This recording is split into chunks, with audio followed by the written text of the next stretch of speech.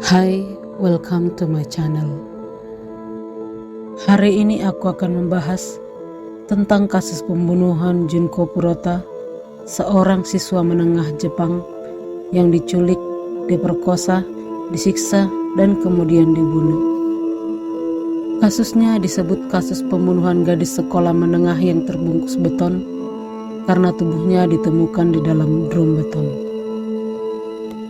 Pelaku utamanya adalah 4 remaja laki-laki bernama Hiroshi Miyano, Jo Ogura, Shinji Minato, dan Yayushi Wanatabe selama kurun waktu 40 hari sejak 25 November 1988 hingga 4 Januari 1989. Junko Purota lahir pada 18 Januari 1971 di Misato, Saitama, Jepang.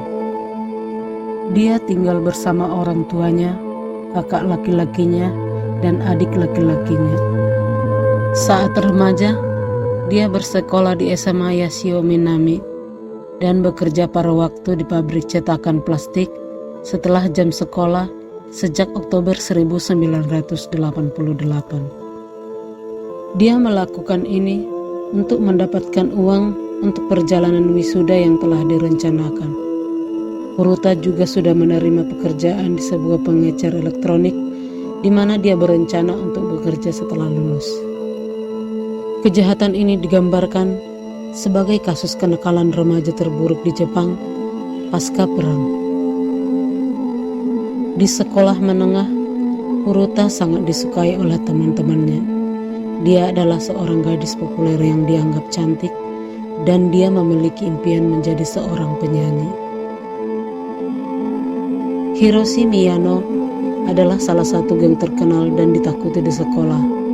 Dia menyukai Purota dan dia menyatakan kesukaannya. Akan tetapi, Purota menolaknya. Pada saat itu, Miyano juga merupakan salah satu anggota mafia dan dia merasa tidak terima ada wanita yang menolaknya, sehingga dia membuat rencana jahat.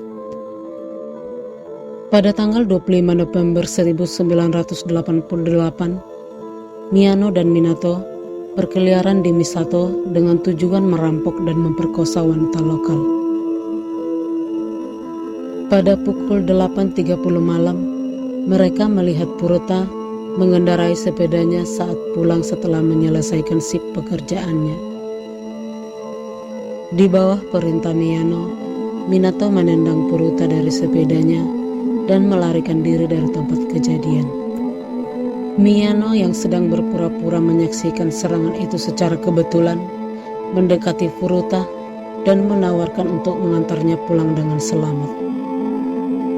Namun Purota tidak tahu bahwa sebenarnya itu semua rencana Hiroshi dan dia hendak balas dendam atas penolakan Purota. Hiroshi kemudian membawa Purota ke gudang kosong dan memperkosanya di sana berulang kali, lalu membawa ke hotel dan menelepon teman-temannya. Miyano menelepon Minato, Jo Ogura, dan Yayushi Wanatabe, dan dia membual kepada mereka tentang apa yang baru saja dilakukannya. Ogura kemudian meminta Miyano untuk menahannya agar banyak orang yang bisa melakukan pelecehan terhadapnya. Dan ternyata mereka sudah pernah melakukan hal yang sama kepada gadis lain, tetapi mereka melepaskan gadis itu. Sekitar pukul 3 pagi, Miyano membawa Purota ke taman terdekat, tempat Minato, Ogura, dan Wanatabe sedang menunggu. Mereka mengancamnya akan membunuh anggota keluarganya jika dia mencoba melarikan diri, karena mereka mengetahui alamat rumahnya dari buku catatan di ranselnya. Kemudian Purota dibawa ke rumah orang tua Minato di distrik Ayase di Adachi. Di sanalah mereka memperkosanya secara beramai-ramai. Pada tanggal 27 November, orang tua Purota menghubungi polisi tentang hilangnya Purota. Untuk mencegah penyelidikan lanjut, para penculik memaksanya menelepon ibunya sebanyak 3 kali untuk meyakinkan bahwa dia telah melarikan diri dan tinggal aman bersama teman-temannya. Mereka juga memaksa Puruta untuk menyuruh orang tuanya menghentikan penyelidikan polisi. Mereka juga menyuruh Puruta mengaku sebagai pacar salah satu anggota mereka untuk menghilangkan kecurigaan orang tua Minato. Kakak laki-laki Minato dan orang tuanya yang curiga, mereka juga tidak berani memberitahu polisi karena takut dengan anaknya yang seorang anggota geng. Pada malam tanggal 28 November, Miyano mengundang dua anak laki-laki lain bernama Tetsuo Nakamura dan Koichi Ihara. Kelompok ini kemudian melanjutkan pemerkosaan beramai-ramai dan ada kalanya Furuta tidak sadarkan diri. Mereka menahan Furuta di kediaman Minato selama 40 hari, di mana mereka berulang kali memukuli, memperkosa, dan menyiksanya. Tidak hanya itu, mereka juga mengundang pria dan remaja laki-laki lain ke rumah Minato dan mendorong mereka untuk memperkosa secara bergiliran. Tidak hanya memerkosa, mereka juga ikut memukuli bergantian. Memaksanya menari mengikuti musik sambil telanjang dan melakukan hal-hal yang tidak senonoh di depan mereka. Mereka juga menyuruhnya ke balkon pada tengah malam dengan pakaian minim. Dia juga dibakar dengan korek api, dipukuli dengan batang logam dan botol, dan mencekoknya dengan alkohol, susu, dan air dalam jumlah yang besar. Dia juga dipaksa untuk merokok beberapa batang sekaligus dan menghirup pengencer cat. Pada akhir Desember, Furuta mengalami kekurangan gizi parah setelah hanya diberi sedikit makanan dan akhirnya hanya diberi susu. Karena luka parah dan luka bakar yang terinfeksi, dia kesulitan ke toilet dan hanya terkurung lemah di lantai kamar Minato. Suatu saat, ketika mereka minum terlalu banyak dan mabuk, Furuta mencoba menelepon polisi, tetapi ketahuan oleh Hiroshi. Dia kemudian merebut teleponnya dan berpura-pura salah telepon. Karena hal itu, mereka menyiksanya sampai pingsan, dan saat sadar, ia kemudian meminta mereka untuk membunuhnya saja. Penampilan Furuta berubah secara drastis karena kebrutalan mereka. Wajahnya sangat bengkak dan sulit untuk melihat ciri-cirinya. Tubuhnya juga sudah mulai mengeluarkan bau busuk yang menyebabkan mereka kehilangan minat seksual kepadanya. Akhirnya, anak-anak tersebut menculik dan memperkosa seorang wanita berusia 19 tahun yang juga sedang dalam perjalanan pulang kerja. Pada Januari 1989, setelah kalah dalam permainan mahjong pada malam sebelumnya, Miyano memutuskan melampiaskan kemarahannya kepada Furuta dengan menuangkan cairan korek api ke tubuhnya dan membakarnya. Mereka terus memukulinya, meneteskan lilin panas ke wajahnya dan kelopak matanya, memaksanya meminum air kencingnya sendiri, dan kemudian ditendang hingga terjatuh ke unit stereo dan pingsan hingga kejang-kejang. Karena dia mengeluarkan banyak darah dan nanah dari luka bakarnya yang terinfeksi, keempat anak itu menutup tangan mereka dengan kantong plastik, lalu melanjutkan memukulinya dan menjatuhkan bola latihan besi ke perutnya beberapa kali. Mereka melakukannya tanpa berhenti selama kurang lebih 2 jam. Furuta akhirnya menyerah pada luka-lukanya dan meninggal.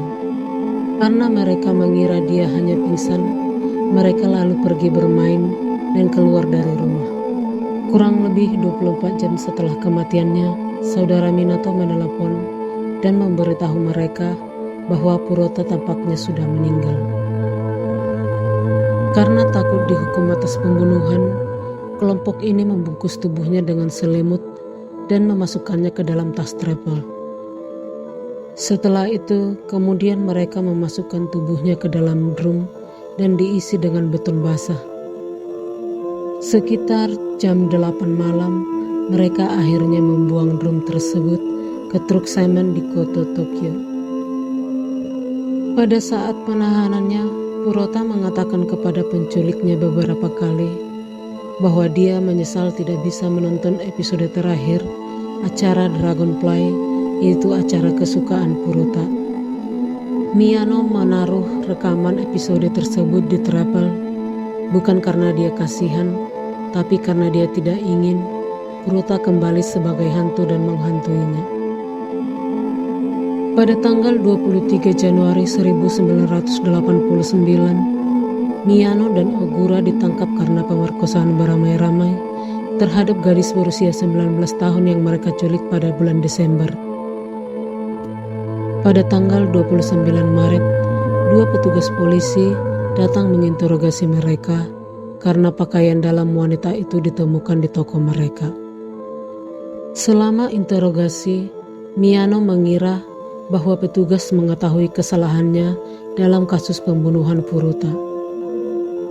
Karena mengira Jo Ogura telah mengakui kejahatan mereka terhadap Furuta, Miyano memberitahu polisi di mana menemukan mayat Furuta. Polisi awalnya bingung dengan pengakuannya, karena saat itu mereka sedang membahas kasus lain, yaitu kematian seorang wanita dan putranya yang berusia 7 tahun, yang terjadi 9 hari sebelum penculikan Furuta dan masih belum terpecahkan.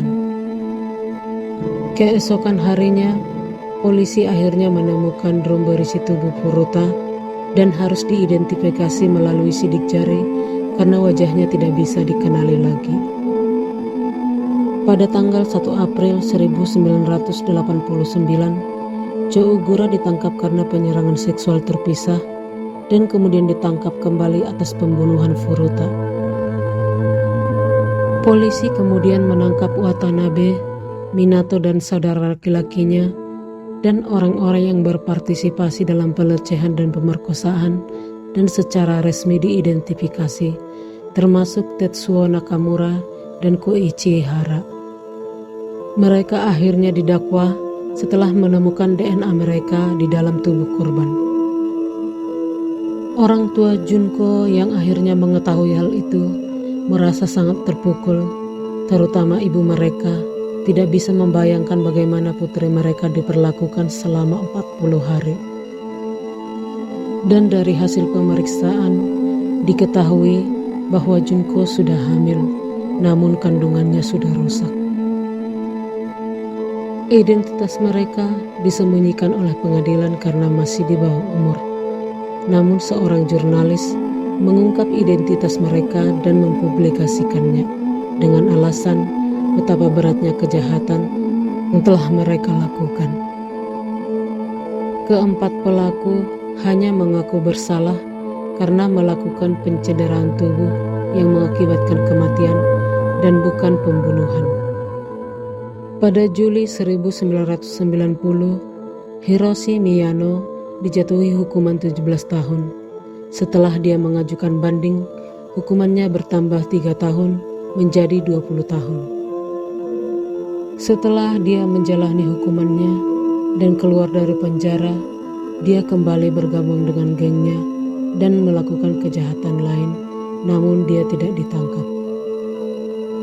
Yayushi Watanabe awalnya dijatuhi hukuman 3 hingga 4 tahun penjara, namun kemudian ditingkatkan menjadi 5-7 tahun.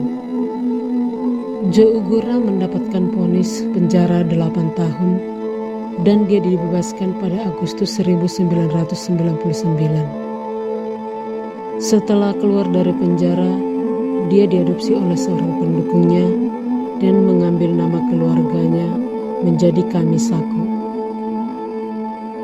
Pada Juli 2004, Ogura kembali ditangkap karena menyerang Takatoshi Isono, seorang kenalan yang dipikir berselingkuh dengan pacarnya.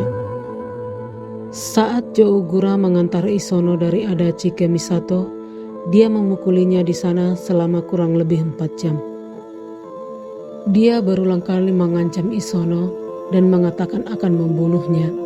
Dia juga mengatakan bahwa dia telah membunuh sebelumnya dan tahu caranya bagaimana untuk lolos. Karena kejadian itu, dia akhirnya dilaporkan ke polisi dan kemudian dijatuhi hukuman 7 tahun penjara. Diketahui Ibu Jougura merusak makam Furuta karena menganggap gadis yang telah meninggal itu menghancurkan hidup putranya. Nobuharu Minato awalnya menerima hukuman 4 hingga 6 tahun penjara, kemudian kembali ditambah menjadi 5 hingga 9 tahun setelah dia naik banding. Namun pengadilan akhirnya tidak mendakwa orang tua dan saudara laki-laki Minato. Orang tua Furuta kecewa dengan hukuman para terdakwa dan menuntut orang tua Minato karena hal itu terjadi di rumah mereka. Orang tua Furuta menuntut orang tua Minato karena tidak melaporkan ke polisi meskipun mereka mengetahui apa yang terjadi di dalam rumah mereka. Pengadilan memutuskan orang tua Minato membayar ganti rugi kepada orang tua Furuta sebesar 50 juta yen setelah menjual rumah keluarga mereka.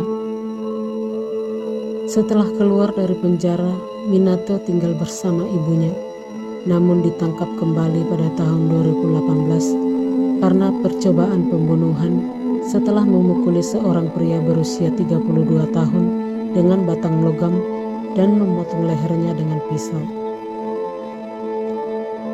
Bahkan saat persidangan, para pelaku tidak menunjukkan adanya tanda-tanda penyesalan.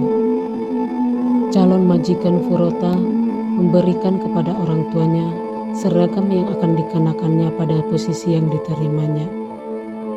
Selain itu, orang tua Junko Furuta juga menerima ijazahnya setelah kelulusannya. Lokasi di dekat penemuan jenazah Furuta dikembangkan dan sekarang menjadi Taman Wakasu. Yayushi Watanabe adalah satu-satunya pelaku yang tidak pernah lagi dipenjara setelah keluar dari penjara, dan tidak ada yang tahu keberadaannya sampai sekarang.